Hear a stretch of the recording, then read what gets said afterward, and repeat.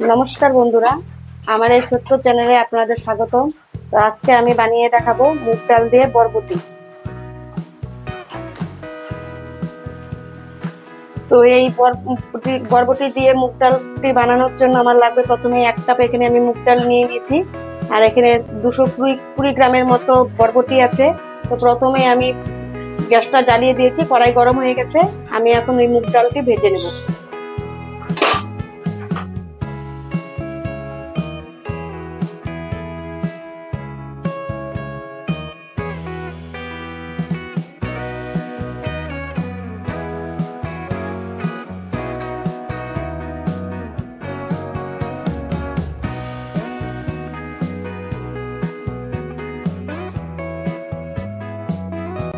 দেখুন বন্ধুরা, আমার ডালটা ভাজা হয়ে গেছে, এরকম লালচে লালচে ভাব হবে। এখন আমি এটাকে নামিয়ে নিব। নামিয়ে নিয়ে কড়াইয়ে তেল দিয়ে আমি বরবটিটা ভেজে নেব। কড়াইটা আমার গরম হয়ে গেছে, এখন দিয়ে দেব সরষের তেল। সরষের তেল দিয়ে আমি বরবটিটা ভেজে নেব। তার মাঝখানে আমি একটি মাঝারি সাইজের আলু কেটে নিয়েছি। দেখুন বন্ধুরা,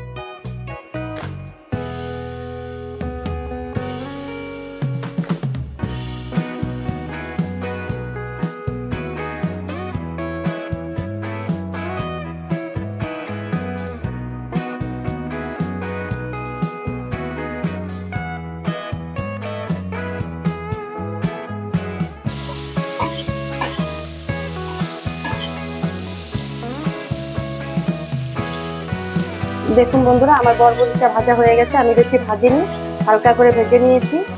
এখন আমি তুলে নেব। এরপরে আমি দিয়ে দেবো কড়াইয়ে আলুটা একটু ভেজে নেব।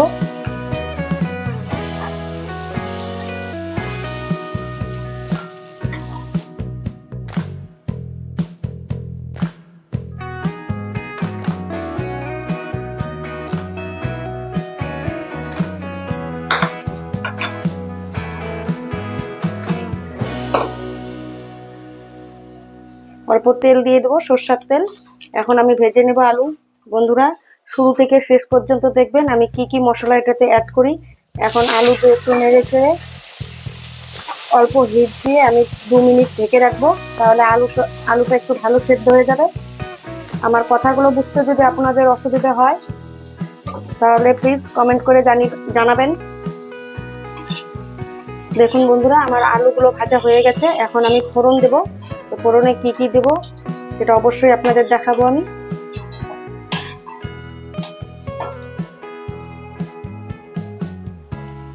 দিয়ে দিচ্ছি 2টো শুকনো লঙ্কা,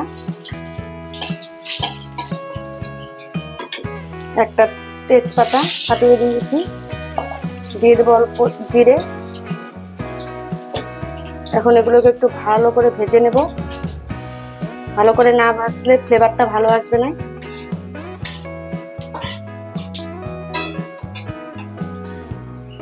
এখন আমি দিয়ে দেবো মুগ ডাল। আগে থেকে আমি ভালো করে ধুয়ে রেখেছিলাম ভেজে। আপনারা অবশ্যই ভালো করে ধুয়ে নেবেন।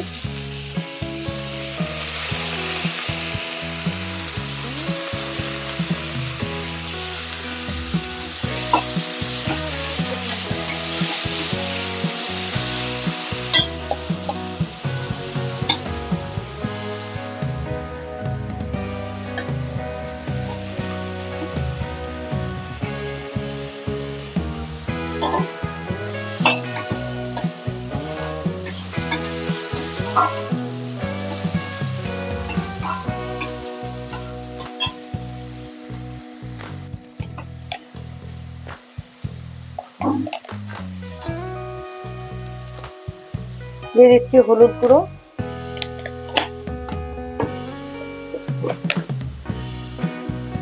অল্প লবণ। লবণটা আপনারা আপনাদের প্রয়োজন মতো দিয়ে নেবেন।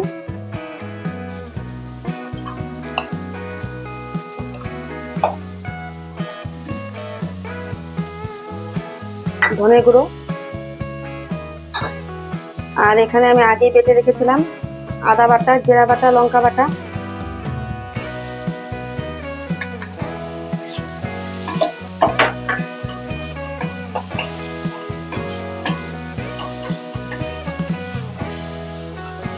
এখন দিয়ে দেবো ভেজে রাখা আলু,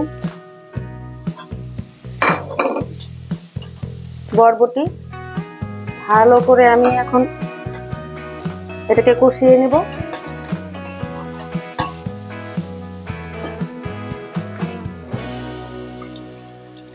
দিয়ে দেবো অল্প জল, তারপর ঢেকে দেবো।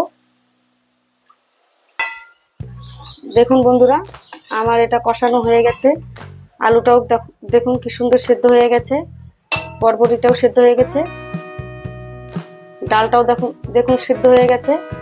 এখন আমি এখানে দিয়ে দেবো চিনি। নিরামিষ খাবারে একটু চিনি না দিলে ভালো লাগবে না খেতে। দিয়ে দিলাম গরম মশলা, দিয়ে দিলাম অল্প ঘি। এখন এটাকে ভালো করে মিশিয়ে আমি সার্ভ করে দেব।